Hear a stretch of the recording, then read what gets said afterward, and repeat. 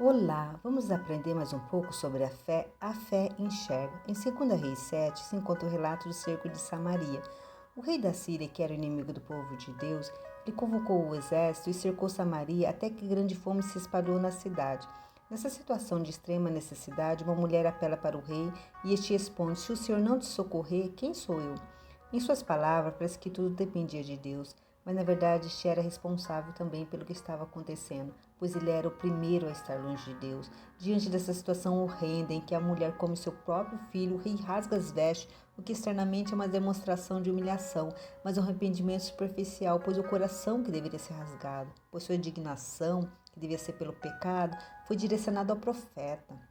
E disse: que Deus me castigue com todo rigor se a cabeça de Eliseu hoje ficar sobre os ombros. Ao invés de reconhecer o pecado e levar o povo ao arrependimento, se indignou contra a voz profética, a voz de Deus que ecoava naquele momento. Isso revela sua cegueira espiritual. O rei lança a responsabilidade para Deus, a mulher lança para o governante, e esse que era para manifestar Deus na terra só era em nomenclatura. Ao chegar o mensageiro com fúria ao profeta, o profeta fala: amanhã a estas horas chegará a provisão a Samaria. O homem em cuja mão o rei se apoiava respondeu ao homem de Deus e disse: ainda que o Senhor fizesse janelas no céu, poderá acontecer isso? E o profeta respondeu: eis que verá com os teus olhos, porém disso não comerás. Este homem, quem estava na tal posição, era para ser um porta-voz da verdade. Mas quando os sábios rejeitam a palavra, Deus levanta aqueles que diante dos homens são desprezados. A palavra de bênção do Senhor estava liberada, mas não encontrou nem no povo, nem no rei, nem nos seus conselheiros um coração que correspondesse. Jesus ele conta a parábola da ceia, que os convidados que supostamente era digno não compareceram. E o senhor da casa dá ordem ao servo que este vai aos becos, pegue todos, os pobres, aleijados, mancos e os cegos, e trazei todos para a ceia. Para aqueles que têm um olhar alto a respeito de si, ter que viver por fé, morrer para si, viver para Cristo, para estes o evangelho é ofensivo, pois terei que admitir que são pobres de espírito, preferem acreditar na evolução, a lei da sobrevivência do mais forte. Por conta disso, para eles o evangelho é loucura. Não tem como receber o evangelho sem o despojamento do orgulho, pois o reino de Deus pertence aos pobres de espírito. É somente os que vivem em fé que enxergam as coisas de Deus. A salvação é por fé na obra de Cristo, não mérito humano. Mas continuando o relato, fora de Samaria estavam os excluídos, os leprosos. 4 homens leprosos estavam à entrada da porta, a quais disseram uns aos outros: para que estaremos aqui até morrermos? Se entrarmos na cidade, há fome, morreremos. Se ficarmos aqui, também morreremos. Vamos, pois, e passemos para o arraial dos sírios. Se nos deixarem viver, viveremos. Se nos matarem, tão somente morreremos. Esses leprosos pararam e fizeram o que nós precisamos fazer, analisar a situação a qual estamos vivendo. O que eles tinham a perder?